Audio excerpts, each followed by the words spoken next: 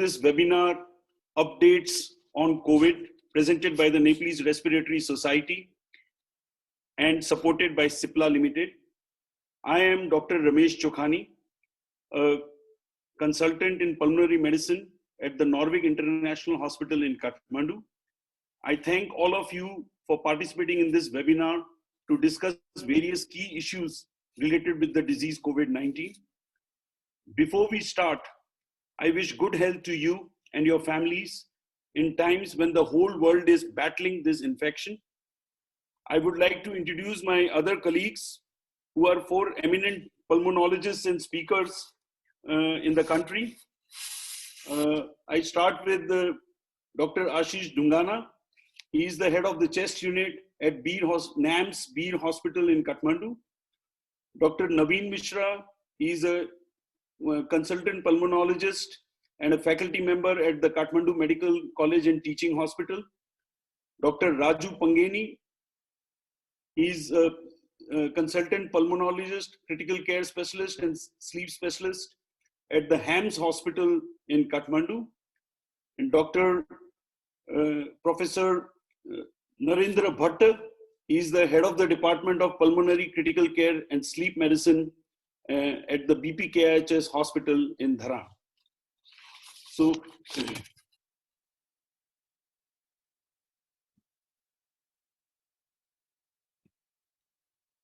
now to set the ball rolling, I gave a brief introduction about the problem and then my other colleagues will take over.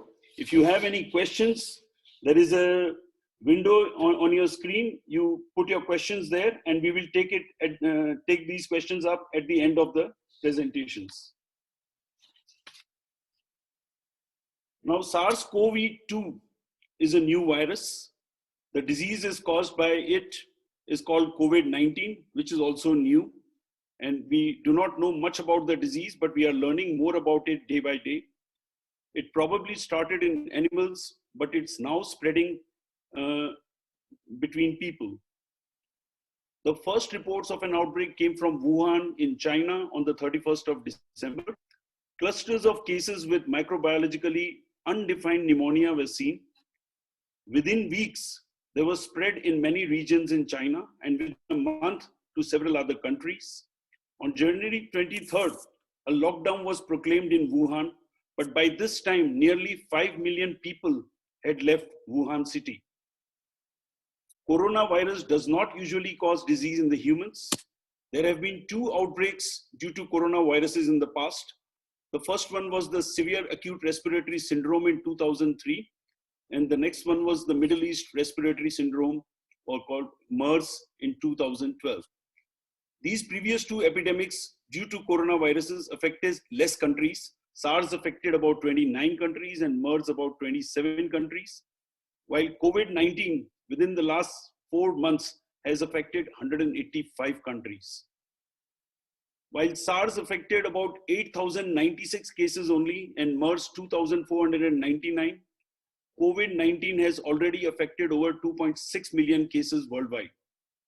The mortality was high due to SARS, that was 10%, and with MERS, it was 34%. Incidentally, mortality with COVID-19 is low at 2 to 3%, but since the number of cases infected are very high, the number of people dying is also high. Now, this slide shows the severity of disease and the resource required. It has been observed that nearly 85 to 86% of the patients who are infected with this virus, they have mild disease. Many of them may have no symptoms at all. And only about 14 to 15% of these patients, they require hospitalization. And out of the total number of infected cases, about 5% require critical care management, and they may have to be kept in the ICUs. So you can see the resource requirements also, it's much less with those who have mild disease. They mostly require symptomatic management and isolation. Some of the patients who are hospitalized, they require oxygen therapy. And some of those who are critically ill may require mechanical ventilation. So the resources are taken up more by people who are hospitalized than those who have mild disease. This was a paper published in New England Journal of Medicine 2020 on the 28th of February, which showed again that majority of the patients, they had mild disease. 14% patients required hospital admission. 5% patients were admitted to ICU. About 2.3% of the total patients required mechanical ventilations and 1.4% patients died. The disease spreads very rapidly. It is most contagious when the person is sick, and a case can spread the disease even before the clinical symptoms appear. The virus spreads mainly by droplets from person to person, but could also spread through fomites. Social distancing has been found to be the most effective way of preventing spread. It has been seen that if you reduce social exposure by 75%, then one person will infect 30 people in 30 days. And if the social exposure is reduced by 50%, then the number will go up. And if there is no social distancing, then one person could infect 406 people in 30 days. One of the serious problems with the disease is there are no established therapies available for treating this problem. Various trials are with different drugs are underway, and we are still learning. There is no effective vaccine yet. In some countries, the cases are overwhelming, so much so that in some hospital, 2 patients have been ventilated with 1 ventilator, like in this hospital in Italy, which is not recommended definitely, but it was a necessity and people had to do that. As of today, worldwide, there are 26,39,122 cases already confirmed, and already 1,84,265 people have died, and 7,22,290 patients have recovered. You can see these 2 graphs showing the total cases on the left and the total deaths on the right. You can see also, realize that after the 10th of March, there has been a steep increase in both the total number of cases and also the total number of deaths. Now, this slide shows total confirmed cases by country and territory.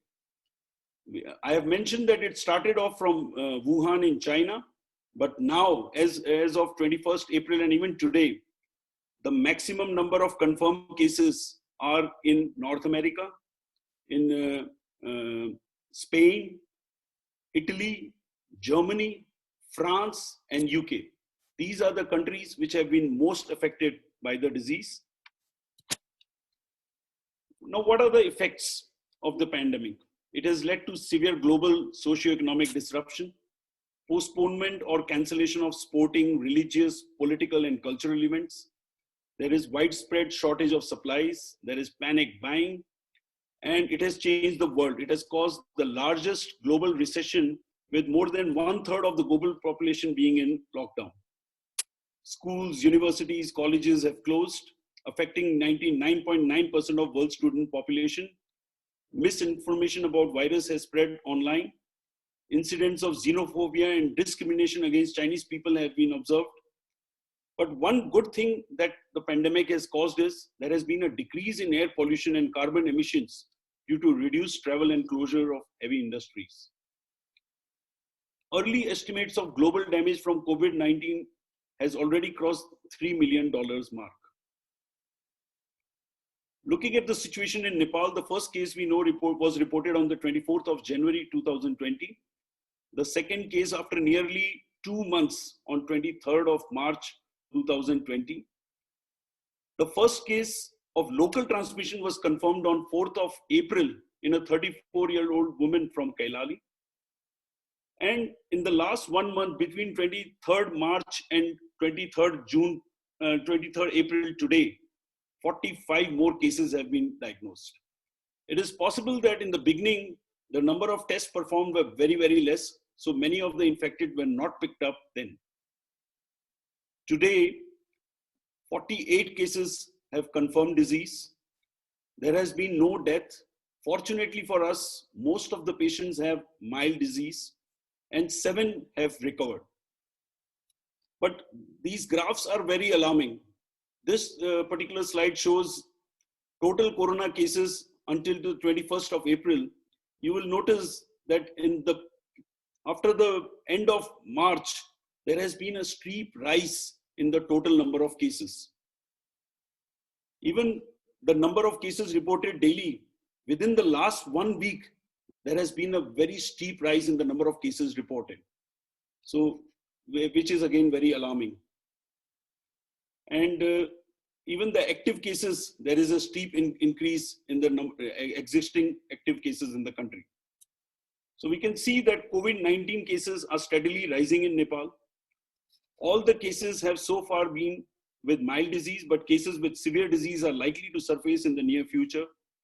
We need to formulate and plan our own ways to tackle this pandemic in our country, despite our limited resources, based on the best available evidences. I thank you for your kind patience. And now I will request Dr.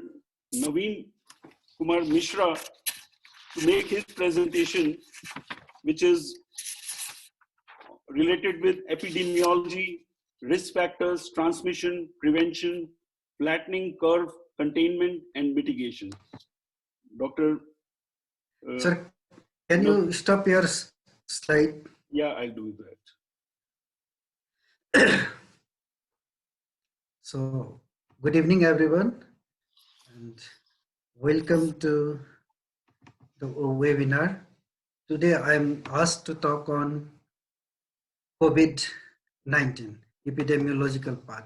As you all know, there is no current treatment and vaccination for COVID-19 till date. So epidemiology has the major role. And coronavirus accounts for 10 to 30% of upper respiratory tract infection. It is not new. This particular strain is new, but coronavirus itself is not new. The first case, as said earlier, was notified to WHO on 31st December. Outside China, the first case was notified by Thailand on 13th January, followed by Japan. And the first case from our country was reported to WHO on 24th, but the first case came in was on January 5th itself. So, as you can see, coronavirus do not leave anyone. It do not have any racial discrimination or any racial bias, religious bias. No, it affects everyone. As you can see, the Prime Minister of Britain, the Prince Charles, and then the wife of Canadian President, they were all affected by it. So WHO released the timeline wherein it says on December 31st, it was notified, but the controversy lies on January 5th, which President Trump says that WHO advised against travel restrictions. So these travel restrictions were prevented the rest of the world to prepare themselves. Second thing that I want to highlight is the WHO declared a public health emergency on 31st of January, and on 11th March it was declared as the pandemic. So if you compare the three pandemic strains of coronavirus, SARS, MERS, and this COVID-19, say COVID-19 has very less mortality compared to SARS and MERS, which has SARS has 9.6%, MERS has 34% mortality. Incubation period for COVID-19 varies. CDC says 2 to 14 days, WHO says 2 to 10 days, doesn't matter much. So the fatality rate for COVID is near to seasonal flu, that is 3.4, compared to SARS and MERS, which has very high fatality rate. When you compare to other pandemics, Nepal or Marburg virus, they had fatality rate up to 80%. So this is, in terms of mortality, has very less mortality, but it is more infective. So till date, 15 sites in Nepal has this diagnostic testing ability. And we have performed so many tests, because if you remember, the first test was sent to Hong Kong because we didn't have laboratory facilities in our country, and thereafter our government took initiative and it expanded, so lab facilities. Now, case-wise, maximum number of cases is in province 1, followed by province 2, and it seems that Udaipur is turning out to be epidemic for our part of the world.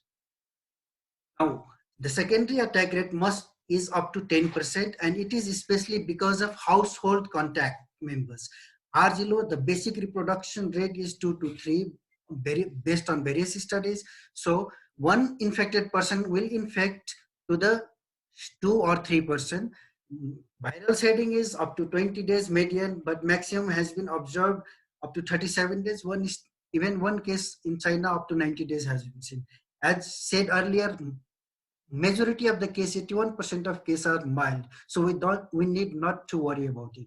Now, when we are talking about mortality, look, males are prone to mortality more than females. Elderly and with comorbidities like cardiovascular diseases, diabetes, chronic respiratory disease, hypertension, they are more prone to mortality. Why mortality is lesser in Asia or in our part of world? Perhaps one reason would be that the population beyond 65 is lesser in our part of world, because only 6% of our population is above 65 compared to more than 20% in Europe and US. So transmission, it is mainly from person to person, predominantly respiratory droplets.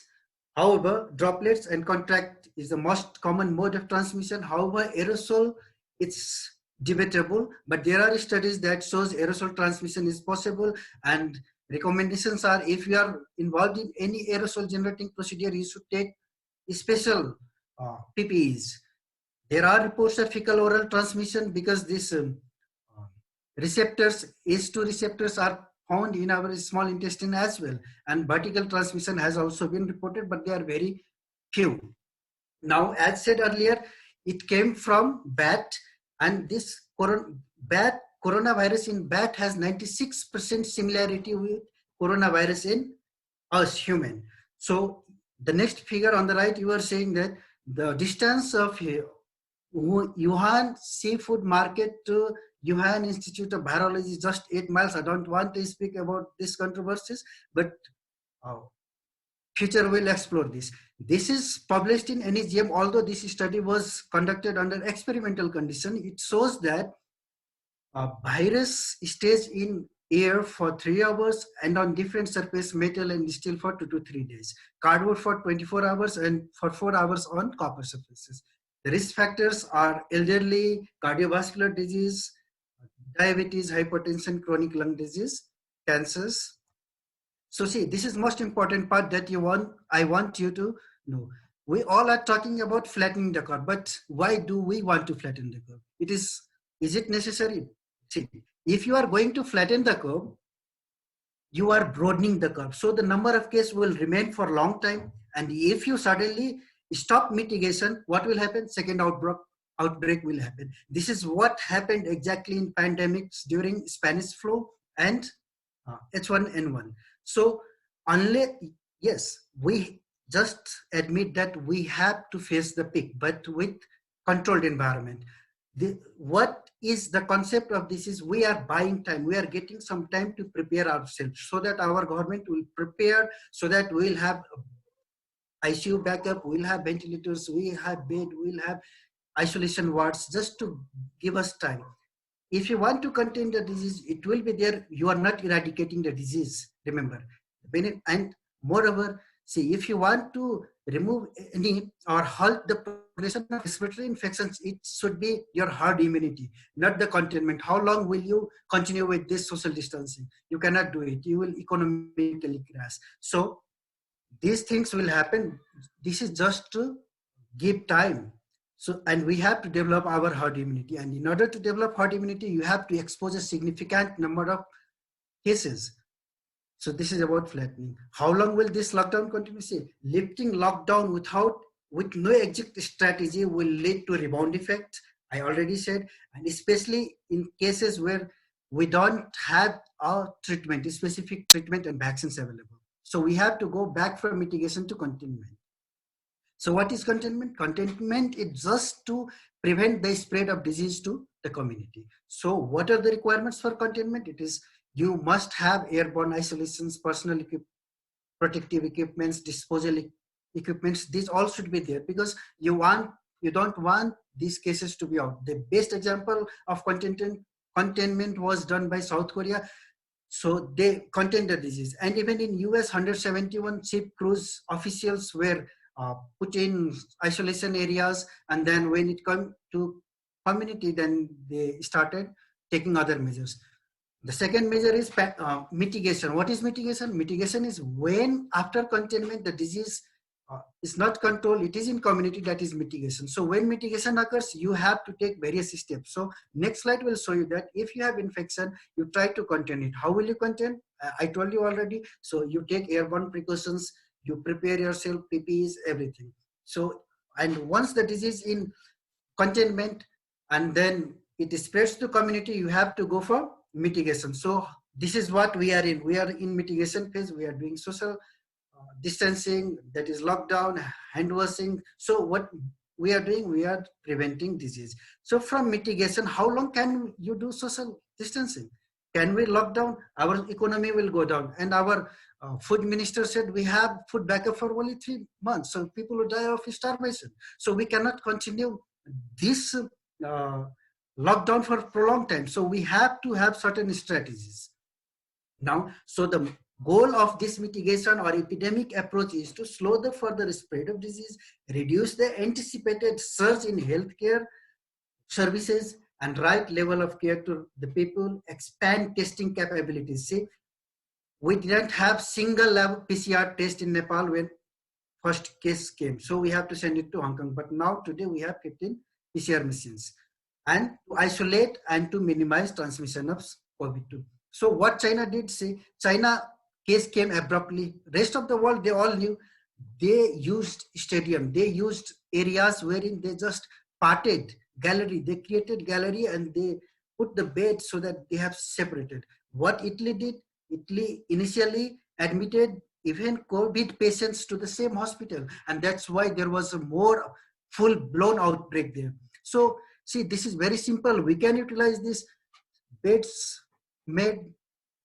It can be done in any field we have, and it don't take much time. Maybe couple of days, in weeks we can do it. So COVID transmission is simply too fast and manual contact tracing is too slow to curb the epidemic spread. So what we should do, massive testing should be done, and massive testing alone will not be beneficial. So if a test comes to be positive, you immediately inform, educate and isolate the patient, and contact tracing must be done, and all those who test positive should be quarantined within 24 hours, because studies have shown if it goes after 24 hours, there is widespread transmission and the situation will not be in our control. Work schedules, see, when we are trying to break down this lockdown, what we should do, we should not allow all of office to open at once, or even if you allow, you work with minimum number of staffs. Some studies say 25% of staffs will do the work.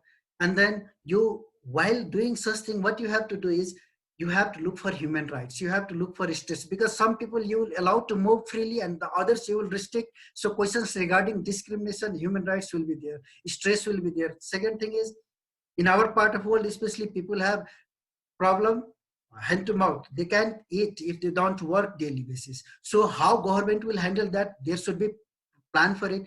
And what I fear is when the OPDs opens up, we will be bombarded with lots of patients. So how are we going to manage those patients in OPD? So definitely we have to limit the number of patients that we are going to see, and then spacings in the OPD should be properly done.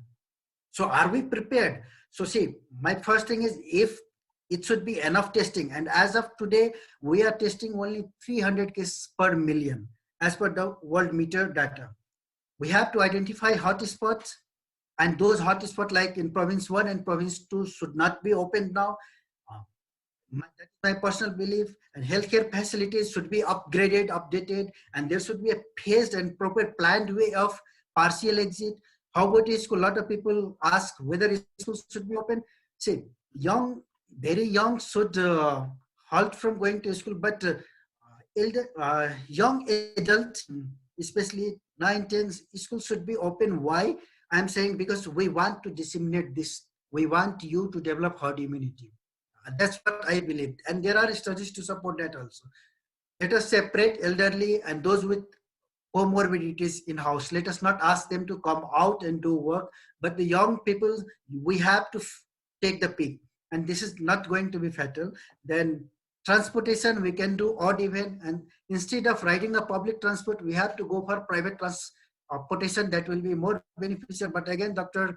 Ramesh will argue that, oh, carbon dioxide level is less now. You are again asking more number of vehicles to come out. But if you want to fight, this could be one way. Now vaccination, there is no vaccination till that. There are studies going on and it takes time. See, development of vaccine goes under different phase. Unlike drugs, you have phase 1, 2, 3. Herein you have a lot of phase, like phase 1, then goes to immunogenicity check, then your phase 2, 3 community herd immunity. We have to prepare ourselves for herd immunity. Now what did government of Nepal did so far? Yes, it is working effectively. Thermal scanner was instituted at Trivandrum International Airport. It updated our laboratory services, and it deployed some hospitals and instructed them to prepare personal protective equipments was brought, and then quarantine spots were identified, like Chinese student from China came in, who were kept somewhere in Bhaktapur. Then telephone hotlines were generated for patients. These social distancing travel bans were instituted on time. I would rather say it was instituted earlier. We should have faced more before going to this lockdown strategy. We did it before, and relief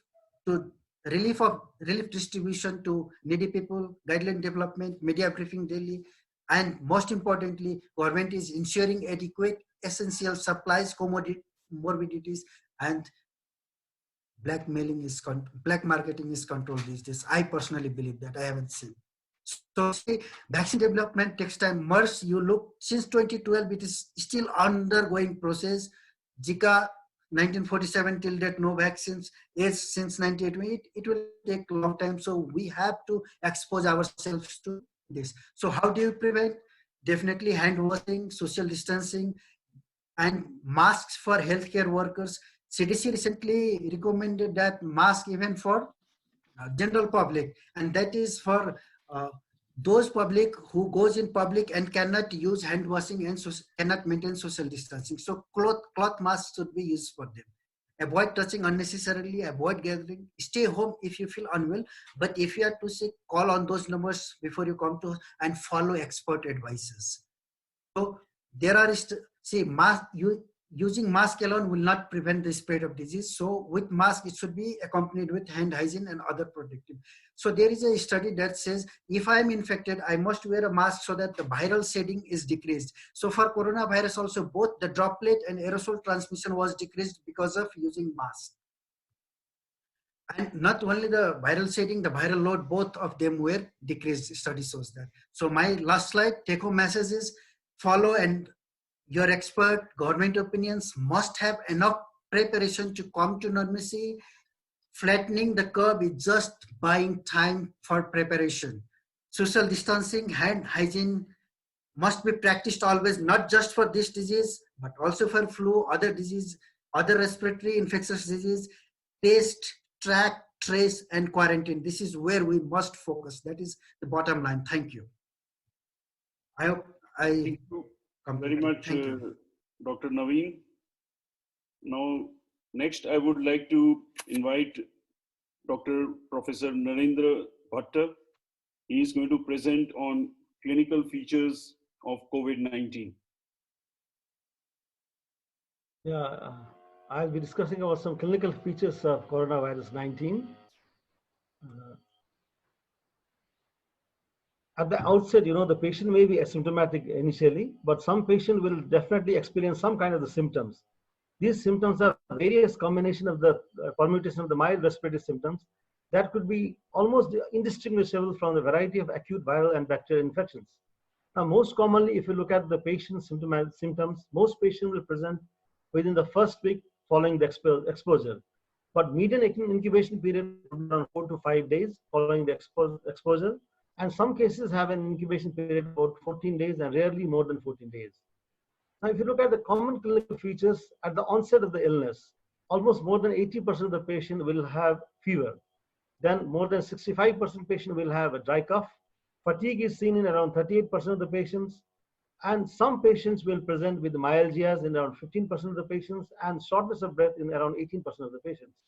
Now, if you look at these symptoms, these are very common symptoms of the common respiratory diseases. Now, if you look at the fever, fever is the most common symptoms over the course of the COVID-19 disease. Elevation could be mild. And if you look at the algorithm, the fever is the symptom that makes you suspicion for the coronavirus disease. If you look at the cough is primarily described as a new and continuous kind of the cough. It's dry, it's coughing a lot more than 1 hour or more than 3 coughing episodes per 24 hours. If you look at the patient's narratives over the period of time, how do they describe this cough? They say this cough is worse than usual cough. Now, if you look at the onset of dyspnea, this is one of the most important factor. This is the most important sign and symptom that seems to have a predictive value for the very severe disease. Now, the patient will have a dyspnea. The oxygen saturation will almost drop insidiously with the exertion. Now, if you look at other symptoms, headache is another common symptom that has been reported, sore throat, rhinorrhea, and GI symptom. Gastrointestinal symptoms are the very, very commonly extra respiratory symptom that has been reported by the coronavirus patients. Now, if you look at the natural history of the disease, many patients will recover from the initial symptoms over the course of 2 to 3 weeks. Clinical course might worsen, dyspnea setting within 4 to 8 days of the illness. Now, if you look at the natural history, clinical severity, almost 80% of the patient will have a mild to moderate disease, 50% will have a severe disease. This severe disease is mostly described by the worsening dyspnea, respiratory frequency more than 30 per minutes, blood oxygen saturation is less than 90%, and lung infiltrates are seen in the X-ray and bilateral lung fields with the glass ground opacities. And 5% patient will have a critical illness. This will be defined by the respiratory failure and the septic shock. Now, if you look at the clinical patterns, the interaction of the symptoms will depend upon severity of the infection, host response, that's the most important factor, physiological reserve of the patients, the comorbidities of the patients, and what is the ventilatory responsiveness of the patient to hypoxemia. Now, if you look at the COVID-19, it's a very common respiratory disease. It's with the most common treatable respiratory disease. Community-acquired pneumonia is one differential diagnosis. Now, in community-acquired pneumonia, there will be a fever and fatigue followed by the dry cough. And shortly thereafter, there will be a shortness of breath with the fever. Whereas in COVID-19, the appearance of the fever is at the onset and dyspnea occurs few days later, sometimes even after the fever subsides. Second important thing is, again, post-viral pneumonia. They'll have initial presentation of the cough and fatigue, increasing fever and cough, and the cough will be more of the productive in case of post-viral pneumonia. But in case of COVID-19, the cough will be most likely a dry cough. If you look at the even influenza, the dyspnea is unusual 4 to 8 days after the symptoms begin. Mild dyspnea is there, which gradually improves. But in case of the COVID-19, the development of the dyspnea is days later, and there's worsening, significant worsening of the dyspnea. Now, if you look at another common condition, like there are a lot of factors that will produce anxiety. And there's a shortness of breath associated with anxiety because of the viral symptoms.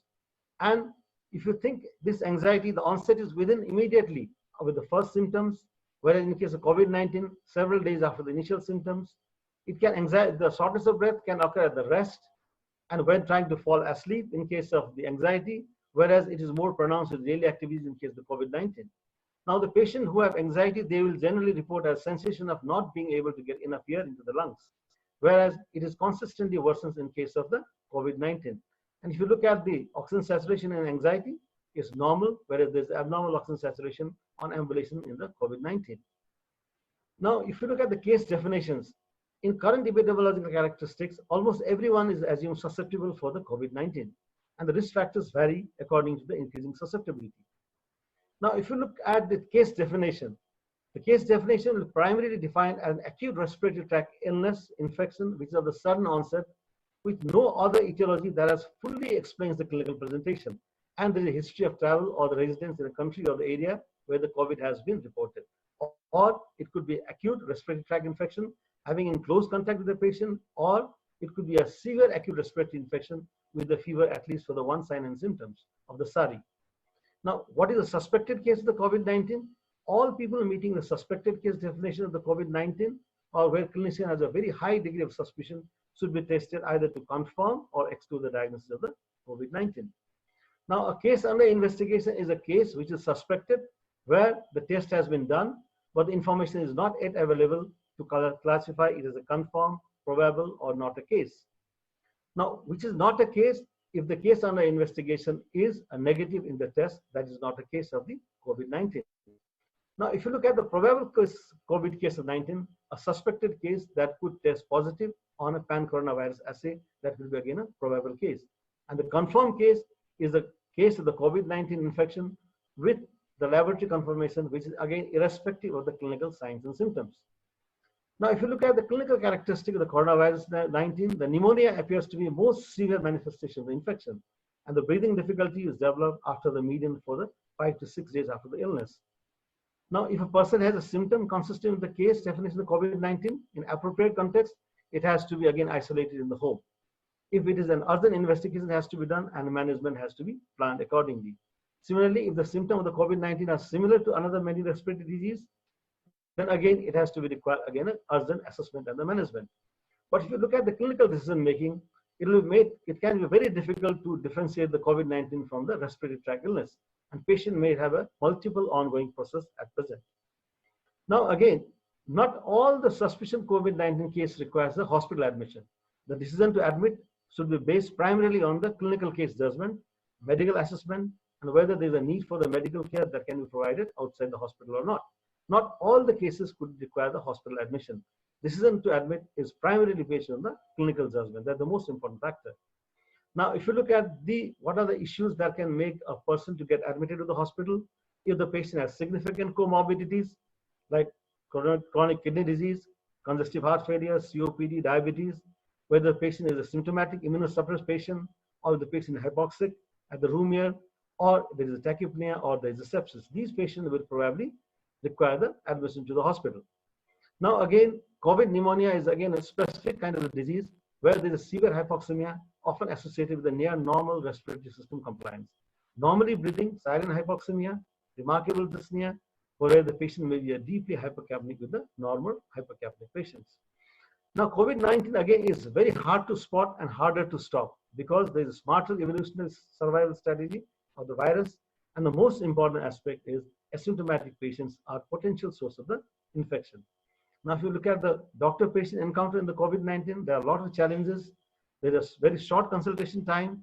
There is a very high uncertainty because of the origin of the symptoms as well as the evolution of the symptoms. And there are a lot of issues related to the organizational challenges.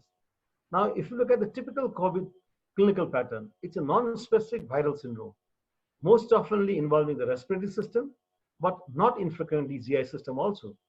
Now, patients' onset of the dyspnea could be several days later after the initial symptoms.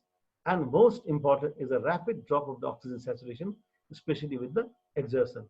Now, if you look at the general picture, COVID-19 has a multiple battlefields. The lung is the primary battle zone, but a fraction of the virus possibly attacks the multiple organs. And as on real battlefield, if the multiple places are being attacked at the same time, each place gets worse and the prognosis becomes very bad. So this is in a nutshell about the clinical features of the COVID-19. Thank you. Thank you very much.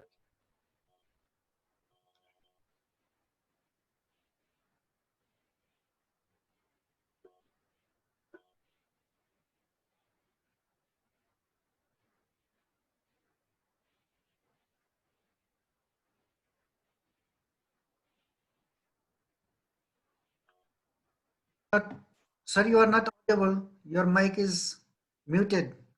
Okay. Okay, now I request Dr. Ashish Dungana to make his presentation on risk assessment and treatment of COVID-19. Good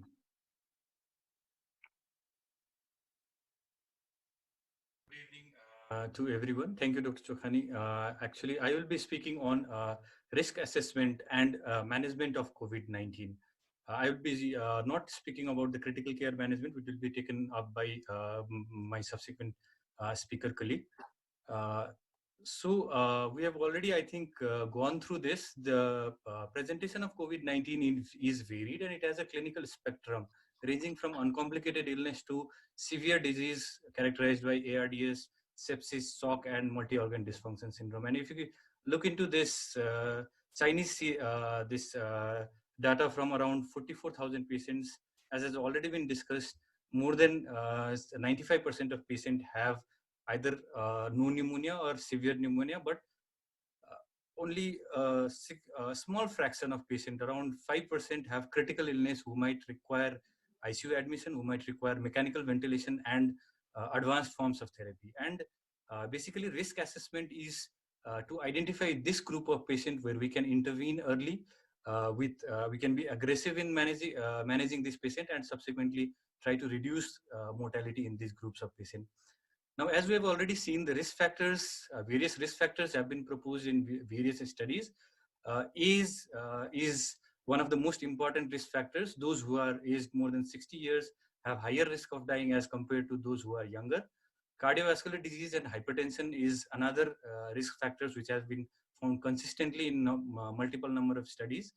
Diabetes, pre-existing pulmonary disease, though has been underrepresented in most of the studies, is I feel is still a risk factor for developing severe disease. And again, similarly, chronic kidney disease or immunosuppressed status like transplant recipients or HIV positive as higher risk of having severe disease. Now, how do you assess the severity of patients who have viral pneumonia? Though this was not devised for assessment of patient with COVID-19, this is one of the composite scoring method based on clinical criteria such as smoking, hypertension, and age, and then radiological characteristics like presence of multilobar involvement and blood investigations like lymphopenia or presence of bacterial infections. So if we look into this curve, those who had a Mulbasta score of more than 12 significantly did worse if you compare it with those who had this score of this score lower than 12. So this is one of the potential severity assessment score that we can use in COVID-19 disease, although we require further studies on specific COVID-19 disease patient for it to be widely used and acceptable. Another biomarker which has been proposed is lymphocyte count. So if you see, there is significant lymphopenia in patients who are having COVID-19 disease or SARS-CoV-2 infection. I have got this one study of around 70 patients. And if you look into, there are three groups. Those patients who died or had severe disease had a lower lymphocyte count at the onset of the disease as compared to those who were moderate but cured. And if once their lymphocyte counts were traced in around 9th to 10th day, those who had poorer prognosis started to have even lower counts of lymphocytes. So their lymphocyte count progressively fell down, and in those who died, subgroup of patients who died, that is marked by the blue color on the left panel, we can see that the lymphocyte count went down to as less than 5%. So lymphocyte count or presence of lymphopenia can be used as a surrogate marker of severe disease in these groups of patients. And there was also this correlation study where lymphocyte count was correlated with clinical classification of disease severity, and they were found to have a moderate correlation. D-dimer has been proposed as another biomarker which may be used to assess disease severity. D-dimer elevation may be present in up to a third or to half of the patients with COVID-19 disease. And this one of the large studies by Tang et al. That DIC was present in around 71% of patients who died as compared to a very small fraction of patients who survived. Rather than having a single value of D-dimer, a serial value of D-dimer is important. And if there is a subsequent rise of D-dimer values, then this indicates that the disease is worsening and we need to do something here. Again, we also need to look into whether the repeated measurements of D-dimer is feasible in our setting. We need to look into that. And this meta-analysis showed that overall, based on these 4 studies, that the rise in D-dimer in patients with severe disease was up to around 3-fold. This is one of a very interesting paper that I found, though this is a non-peer-reviewed paper, has not been published yet. What they did was they assessed different factors which predicted severity in patients with COVID-19, and they found that in this multivariate Cox regression analysis, they found that age, neutrophil to lymphocyte ratio, CRP, and D-dimer were independent predictors of mortality.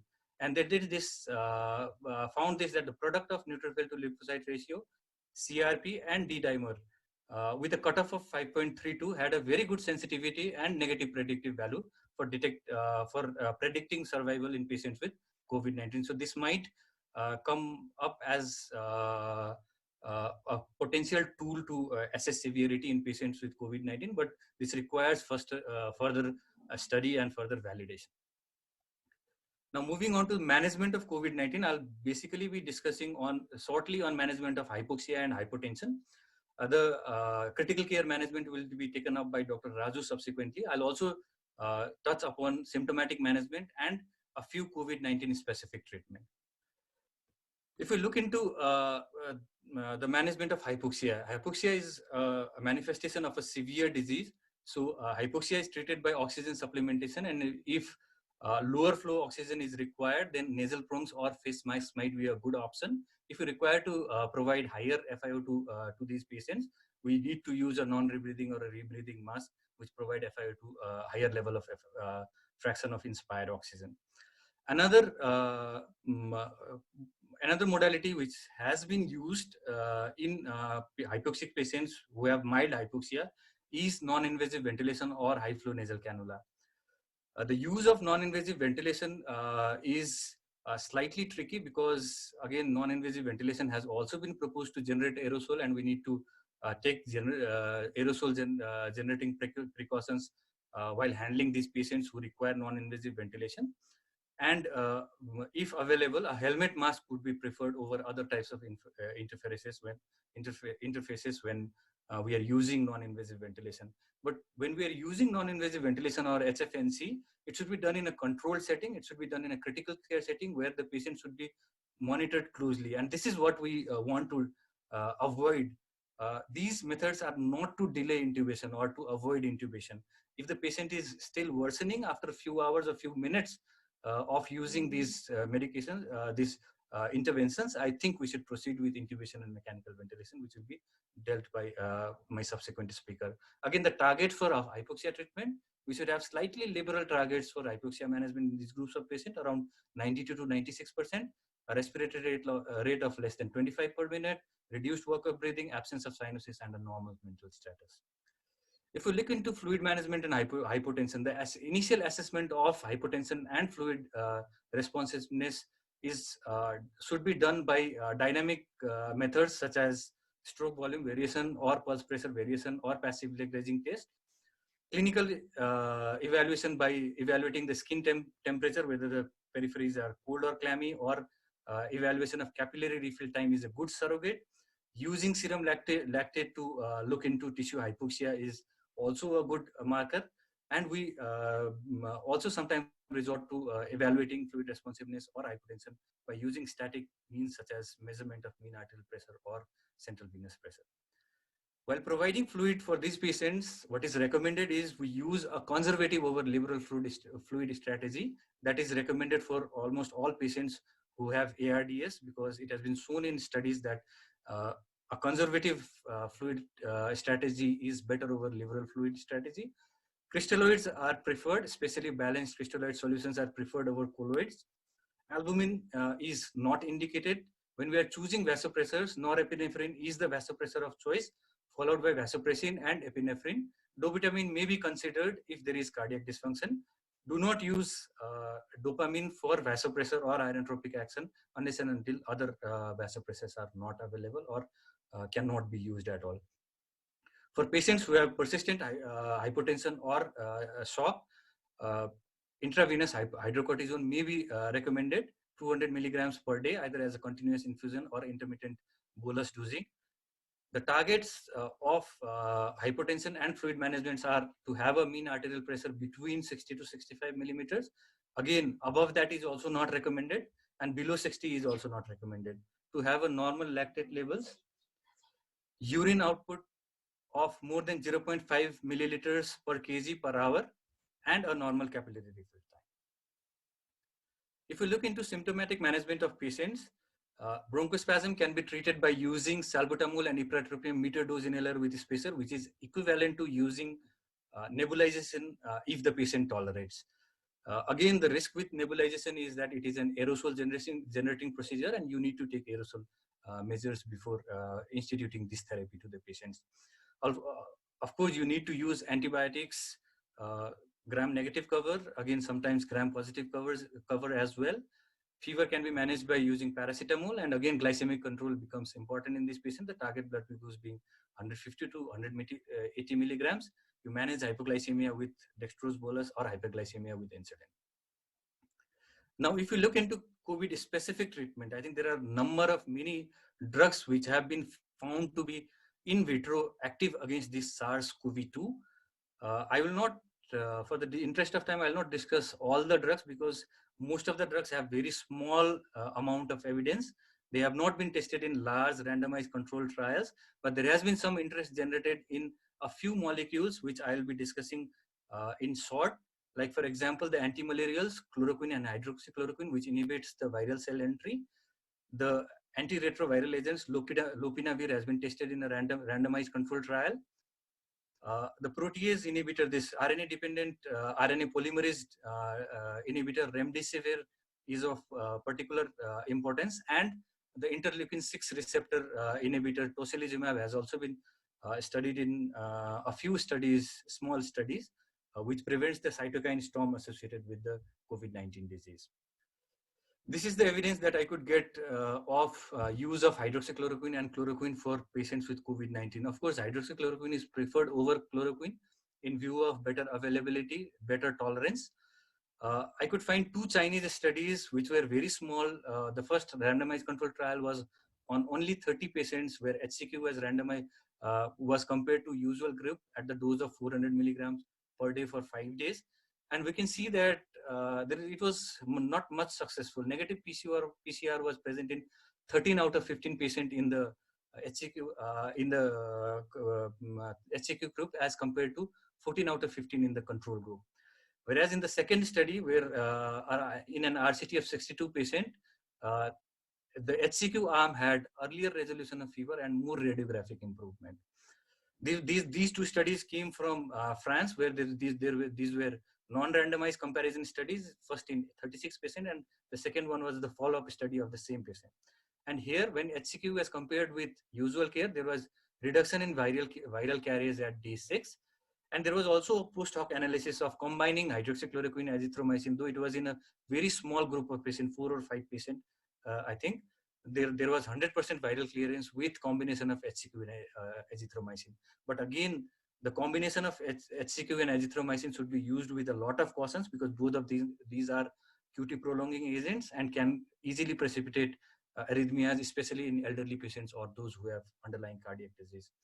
In another, this follow-up study, again, only 15% progressed to severe disease requiring supplemental oxygen, and few were transferred to medical intensive care. So the verdict on use of hydroxychloroquine, I would say that the data are very preliminary. The clinical efficacy of hydroxychloroquine for treatment of COVID-19 is not established as of now. We need better studies, better designed trials, placebo-controlled randomized trials before we can say that this therapy really works. Again, we need to weigh the benefit with risk of adverse event and drug interactions which are real. So I have taken these recommendations from 2. I think the Surviving Success campaign says that there is insufficient evidence, and even the IDSA guidelines recommends the use of hydroxychloroquine or chloroquine only in the context of clinical trial. This was the study on remdesivir, which was done. This was an uncontrolled study done in around 50 patients, where there was it was shown that in around 68 to 70% of patients there was clinical improvement with the use of remdesivir at the dose of 200 milligrams IV on day 1, followed by 400 milligrams daily for 9 days. Remdesivir was initially actually developed for treatment of Ebola virus. And this had shown a good in vitro sensitivity, in vitro activity against the SARS-CoV virus and even MERS-CoV virus. So it was tested.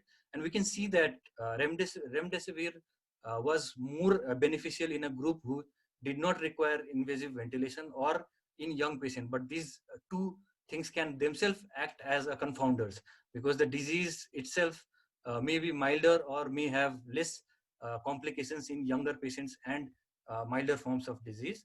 So this is the only strong data that I could find of remdesivir.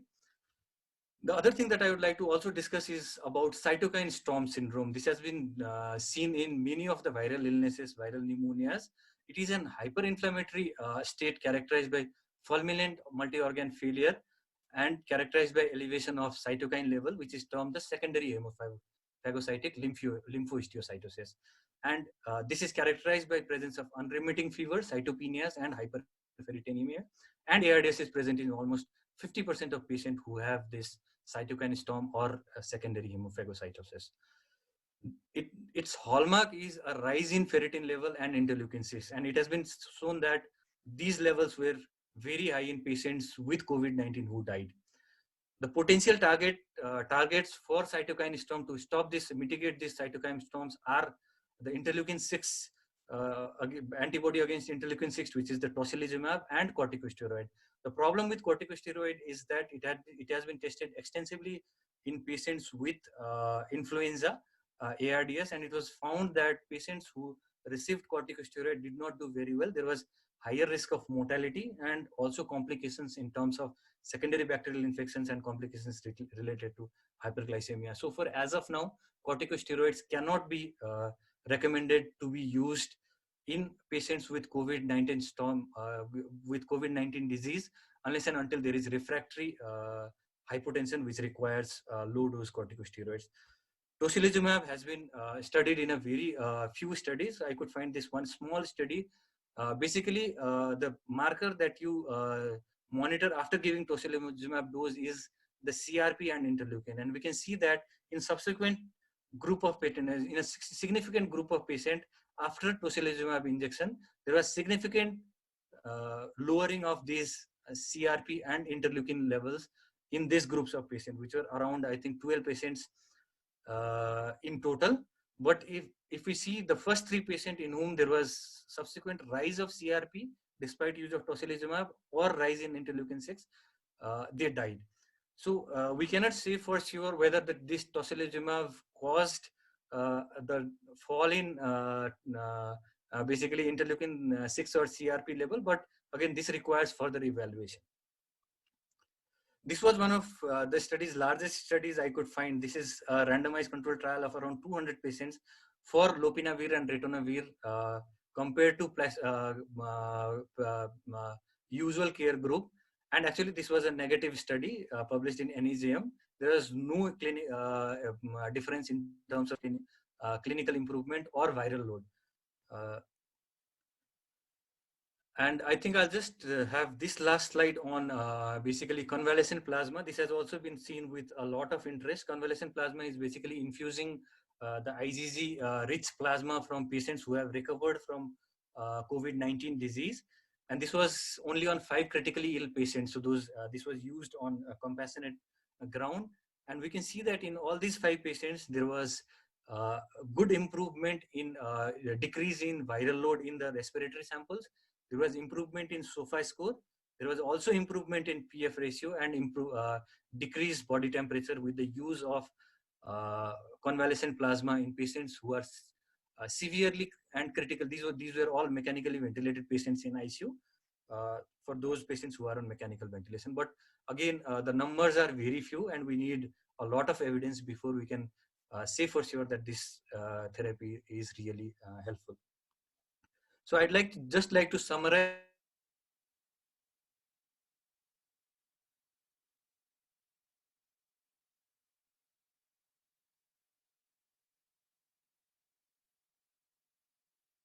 with SARS-CoV-2 infection. So it is isolation and observation. If there is mild symptoms but no pneumonia, the patient still needs isolation and requires some symptomatic treatment. If there is a mild pneumonia, we might add antibiotics to treat pneumonia.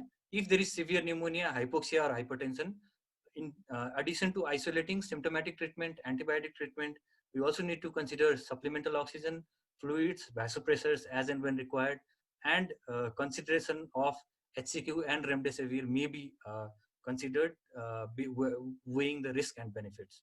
If the patient has ARDS, shock, and multi-organ dysfunction, again, the invasive mechanical ventilation comes into picture. The role of tocilizumab or convalescent plasma may also be considered. So is there any hope for the cure of this disease? Again, as Navin has already said that vaccine is far away. I think the first clinical use might even take about years to start, I think, at the earliest. I just went through this clinicaltrial.gov data yesterday night. This was yesterday night data, and I couldn't find that there are ongoing 801 studies on COVID-19 or SARS-CoV-2, which is really encouraging that the scientific community around the world is studying on this disease, and around 500 cases are basically related to the interventions related to this disease. So what is the therapy that is going to work? And I've also listed a few molecules which are being tested in different trials. These include antivirals, antiretrovirals, interferons, anticytokines, immunoglobulins, and miscellaneous agents like ivermectin and nitazoxanide. So we hope that we might find a drug which might be effective, but we need to have a lot of data before we can say that definitely this drug is going to work. With this, I would like to conclude my talk. Thank you. Thank you very much, Dr. Ashish, for such a comprehensive data plan and management of these patients. I now request our final speaker, Dr. Raju Pangeni, to present on critical care issues in severe COVID infections.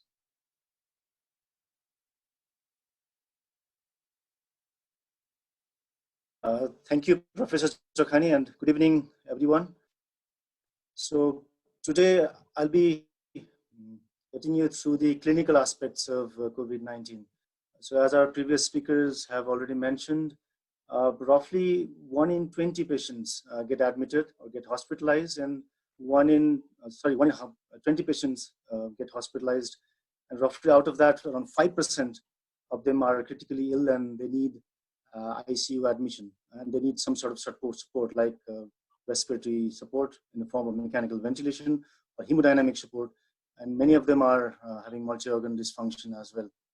So if you see the disease progression in COVID-19, the timeline from median time from onset of symptoms to hospitalization is around 7 days. But if you see the timeline from hospitalization to ICU admission and mechanical ventilation, it's just over 3 days. So you can see the rapid decline, a rapid downhill course in those patients who get hospitalized. So this is partly explained by this hyperinflammatory syndrome, which has been mentioned by Dr. Ashish as well. So you see a lot of outflux, massive cytokine release, leading to, which is manifest as ARDS, shock, and cardiac dysfunction.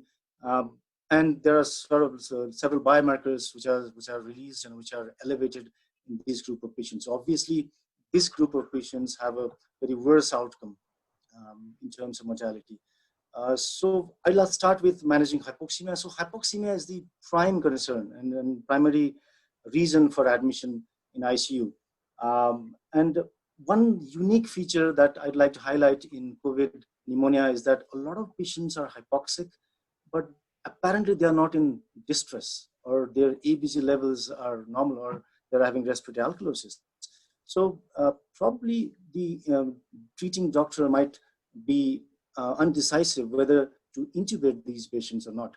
So the 3 features that are important in deciding whether to intubate these patients or not are the hypoxemia and the presence of respiratory distress, use of excessive muscles of respiration, and ABG showing either normal or increasing carbon dioxide levels.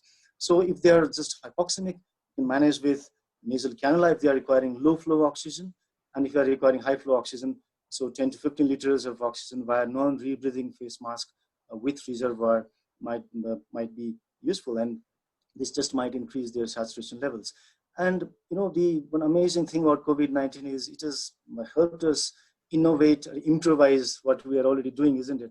So we can just apply face mask or medical masks over the patient's oxygen masks so as to reduce the dissemination of these aerosols to our healthcare workers. So next is non-invasive ventilation. I think Dr. Ashish has all rightly pointed out. The experience we have had with MERS and SARS previously is that non-invasive ventilation probably doesn't work well with patients with COVID-19 ARDS. But and the other thing is we need to be aware of aerosol generation. And if we are using it, probably if we are sort of ventilators, we are sort of ICU beds, or if there are indications in which NIV might help temporarily. For example, patients with COPD exacerbation, or those patients who come with acute pulmonary edema. This group of patients are short NIV uses might probably halt intubation or reduce the risk of intubation in these patients. If you're using NIV, the CPAP would be the best, and preferably the dual circuit ventilators so as to reduce the risk of aerosol generation. Use filters wherever feasible. If you're using high flow nasal cannula, use the lower pressures and lower flow whenever feasible, again to reduce the risk of dissemination. We're not sure how much clinical implication these have, or whether these reducing the flow and pressures would have the similar implication in terms of outcome in these patients. The other thing is, some group of patients, we probably might reduce or prevent intubation if we prone them while they are awake. So this has been tried in several centers in Europe. But the patients need to be hemodynamically stable. They need to be able to adjust their own position. They need to be able to communicate on their own. So what it does is it redistributes the pulmonary blood flow from more affected lung regions to less affected lung regions, that thereby improving the ventilation and perfusion matching. But it should not be used for patients who are having severe ARDS, severe hypoxemia, and probably there are some reports who have combined awake proning with non-invasive ventilation as well. Some hospitals have also provided this guideline for patients. So if the one thing you need to be sure is that you should not leave those patients without attention. If the patient do not respond within 10 minutes, then either you change the position or you go to the other modality. So if the patients improve in certain position, then you might keep them for a few minutes to a few hours. So if these methods don't work, then you need to go to intubation. So you need to have a lower threshold for intubation in many of these patients, as I have already mentioned. Pre-intubation precautions, the one thing is we have to protect our healthcare workers, frontline workers, isn't it? So we need to have a full PPEs, preferably negative pressure rooms or isolation rooms.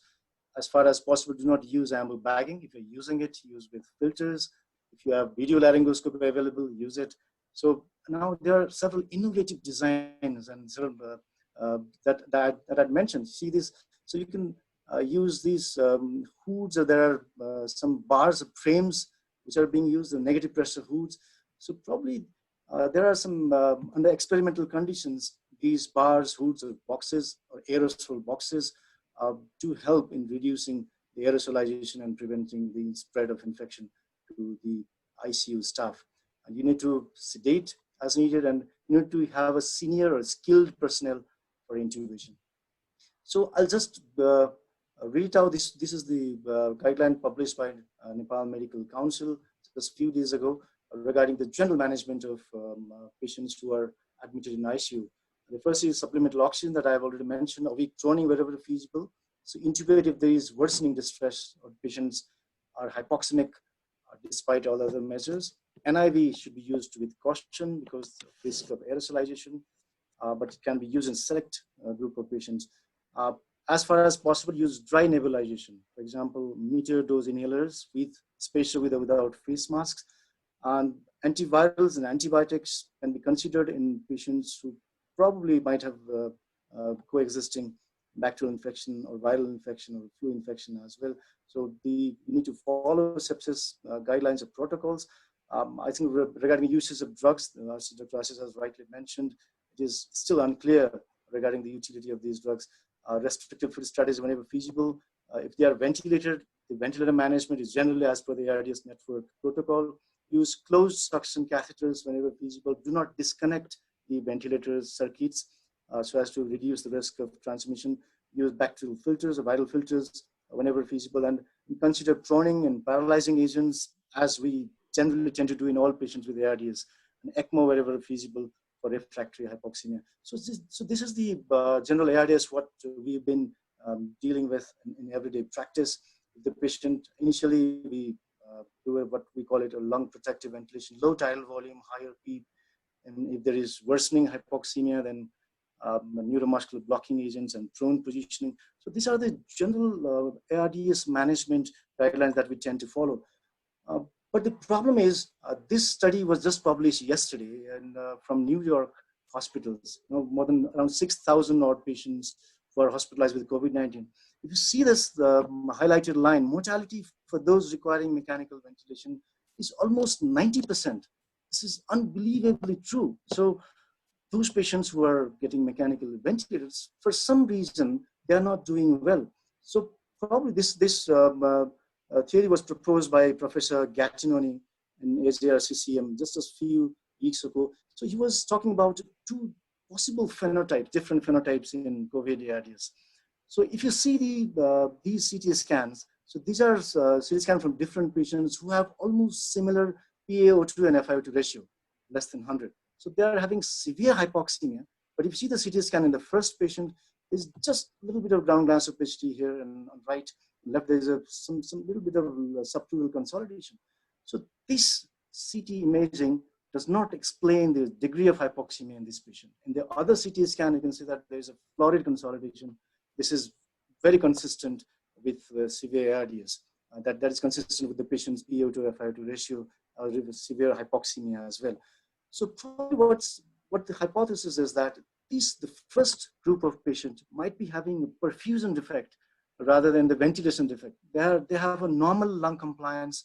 Their lung is full of air, but what's happening is there's dysregulation of these pulmonary flow, or there might be pulmonary microthrombosis inside these pulmonary capillaries. So this is what this is doing is, this is making a significant ventilation and perfusion mismatch. So in this group of patients where lung is apparently healthy, you cannot apply a higher PEEP in these patients. So if you higher PEEP, it will reduce the left ventricular preload, it will lead to hypotension, and it might lead to worse outcome. So the conventional or usual ventilator strategy that we use in ARDS patients may not be utilized in these group of patients or these phenotype of ARDS patient. So we need to be careful about that. So probably we want to delay intubation in the first group, or type L, and we want to intubate early in the second type, where there's a significant recruitability present, and those patients might benefit from lung protective ventilation earlier on. So this was the another article which was from Dutch patients, which showed that there's a significant hypercoagulability state in COVID ARDS. This is also unique to COVID pneumonia or COVID infection as compared to other viral infections. Almost 1/3 had thrombotic complications. And arterial thrombosis was seen in 3%. So regarding the supportive management, DVT prophylaxis should be given for all hospitalized patients, regardless of whether they're admitted in OPD or admitted in wards, or regardless of whether they are admitted in ICUs. And others, as we already usually do in our ICUs, stress health prophylaxis, managing pain, agitation and delirium, nutritional support, sugar control, early mobilization, rehab, weaning trials, conservative fluid balance, as Dr. Assis mentioned. And role of steroid is controversial. As we know from viral pneumonia flu studies, probably uses of steroids earlier on might lead to increased mortality. But probably in certain group of patients who probably have a cytokine syndrome or hyperinflammatory states, this might be beneficial. As Professor Chokhani has mentioned earlier on, we are still learning, isn't it? So there are so many things unknown about this COVID-19 infections.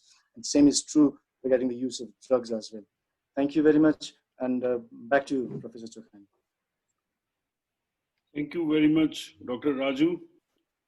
We will now come to some questions and answers. We've had overwhelming number of questions, and it will definitely not be possible to take up all of them in this short time that we have, but I'll take up some of the important questions on issues which are important and some of the points which we may have missed in the discussions. Now, one question that I have is, what is the sensitivity and specificity of rapid diagnostic tests and also the RT-PCR tests? So Dr. Narendra Bhatta, I would like you to very briefly give us some light on this question. Yeah, regarding the currently used test about the RT-PCR, the current sensitivity is around 67 to 70% about that. And even for the what you call as the antigen, the antibody test, there are various different kind of sensitivities are there. The exact report has not been published by the government as comparison of these both two tests. But for the diagnostic test, I think the one has to be done is the RT-PCR test. Okay, there is another question. This is for Dr. Ashish. In fact, many people are interested in knowing about the utility of hydroxychloroquine for prophylaxis of healthcare workers who are handling these patients. So, can you please throw some light on this question, please? I also specifically looked into this. I think there is not much of evidence of effectiveness of hydroxychloroquine as prophylaxis as well for preventing healthcare workers from acquiring this infection. It has been though it has been recommended by one of the I think societies, ICMR Indian body recommends use of hydroxychloroquine prophylaxis for healthcare person who are in direct care of patients with COVID-19. There is not much of evidence behind that. And again, we already know, I've already discussed that these drugs are toxic drugs. The dose recommended is 400 milligrams twice daily for the first day, which is quite high. If you look into, we usually do not go more than 400 milligrams per day. So, because it is known to cause side effects, I would personally not agree with giving prophylaxis of hydroxychloroquine to any healthcare person as of now. Again, if because the evidence is evolving, if there are better studies which come up with evidence, then we might be in a place to recommend that. Okay, the next question I would like to put up to Dr. Raju. You have discussed nicely about ARDS in these patients with COVID-19, and Dr. Ashish has also thrown some light on management of shock in patients with COVID-19. Is there any significant difference in the management of these two disease states in patients with COVID-19 and those without COVID-19? If you're talking about hemodynamic instability, and probably it's not much difference. Even the surviving sepsis guidelines that was published a few weeks ago in COVID-19 sepsis, I think almost all features or almost all recommendations that they've given is similar to non-COVID-19 sepsis patients as well. So the general supportive care is almost the same. The only thing is whether to start antibiotics earlier on or not. The patients present to us with features suggestive of sepsis, and then probably most of these or almost all of these patients will receive antibiotics as guided by the surviving sepsis guidelines protocol, because we won't be having the reports available earlier on. And if you talk about the markers like procalcitonin as well, this is in the first week, the procalcitonin might be normal, but in the second week or so, when the patients develop cytokine storm or patients have hyperinflammatory states, then everything will be raised. Even procalcitonin will be upregulated. So probably most of these patients would be receiving antibiotics later on, but earlier on, that's based upon clinical judgment. The patients present with us with features of frank sepsis, then probably antibiotics should be instituted. Otherwise, most of the other hemodynamic supports are similar to COVID-19 as compared to non-COVID-19. Okay, one more question to Dr. Ashish. This is from Dr. JP Agarwal and from Kathmandu. And he says that there are some reports which say that pneumonia is inflammatory and it may not necessarily be due to an infection.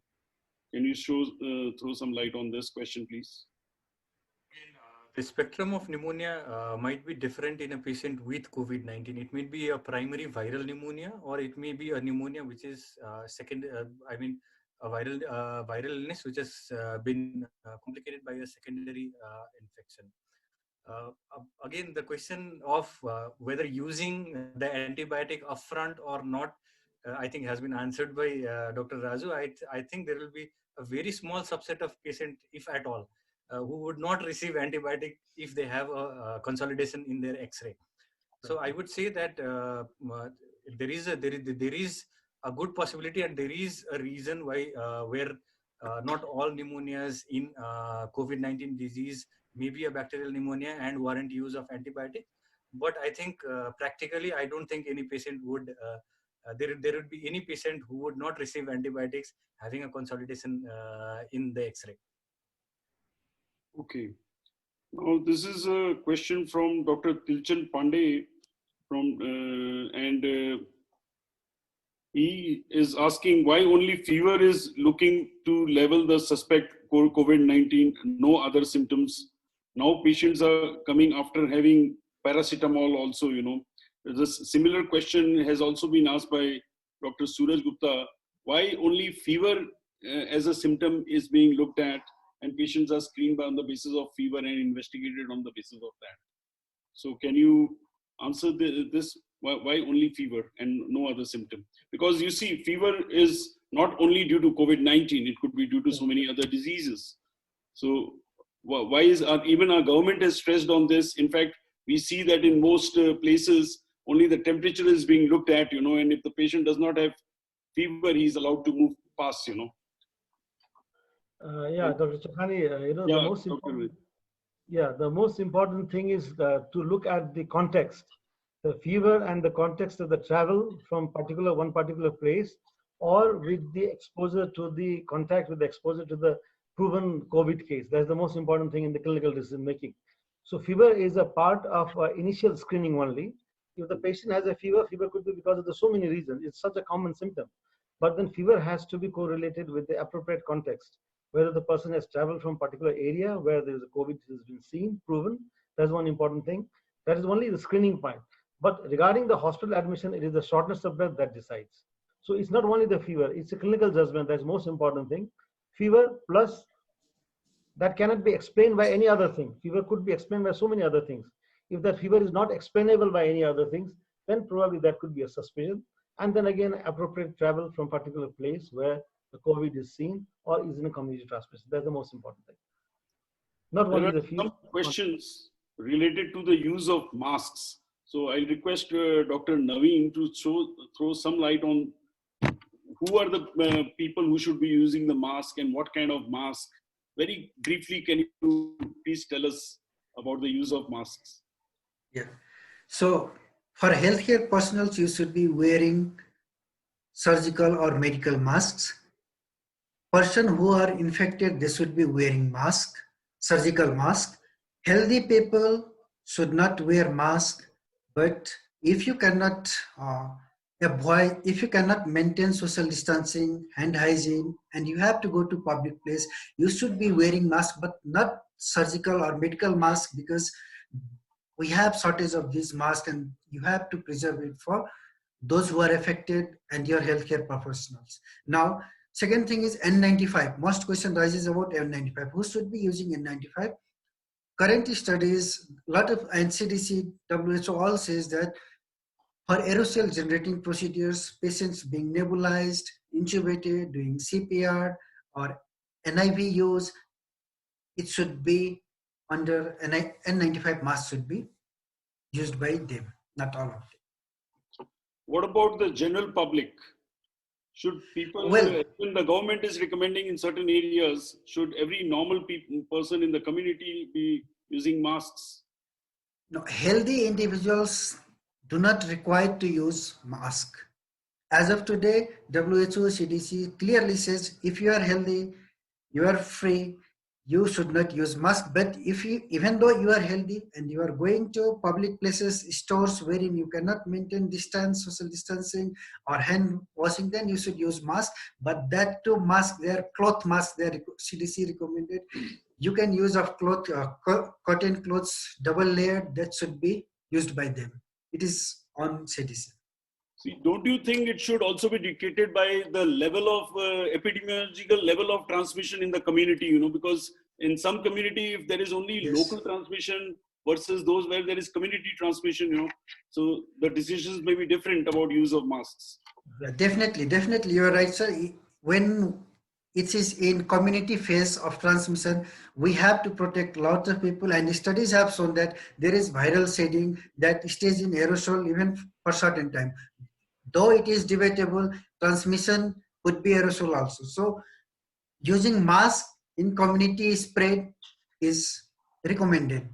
I personally believe, although societies, they have not yet recommended it, but I personally believe if available, resource permits, mask should be given in when community spread is there. We have one question from an intern, Raj Kishore Sharma. He's sent it from Rajasthan, so it's amazing that we have doctors participating all the way from Rajasthan as well. And he says that, is there a community transmission in Nepal right now? What do you say about this? See, we have only one case in Kailali that has local transmission. But if we are able to trace history of Udaipur events, and if there is no travel history, then we can call it a community transmission.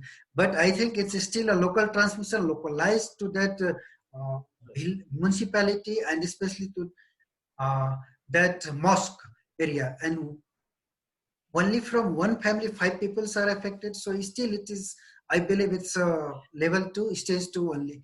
We have not yet entered in community transmission. Okay, there is one question regarding convalescent plasma. So in a country like ours, which is resource constrained, Dr. Ashish, what do you see the future of convalescent plasma? Because that is something which can be easily available to some of our critically ill patients, although we don't have many critically ill patients right now. But do you see any future for this particular therapy in our perspective? There are issues with convalescent plasma as well. Convalescent plasma is basically the plasma derived from recovered patient, and these are IgG antibodies directed against COVID-19. As of now, we are not very sure whether this antibody is protective or not, because that needs to be established first before we can say that this therapy is definitely going to work. Though in the group that it was used only in 5 patients, and it was used in patients who were severely ill, were having severe ARDS and were mechanically ventilated. Again, the issue with convalescent plasma is it is not a cheap therapy. It is an expensive therapy. It requires plasma pheresis machine, which might be not available in our part of the world very easily. The titers need to be actually titrated. The titers of the antibody that we infuse needs to be titrated. So I think we need a lot of evidence before we can definitely say that this therapy works works, number one, and number two, whether it is easily very feasible in our part of the world. Again, not all patients will require convalescent plasma. I think it will only be helpful in patients, the group of patients who are seriously ill, which in whom we have not many other therapies that we can offer.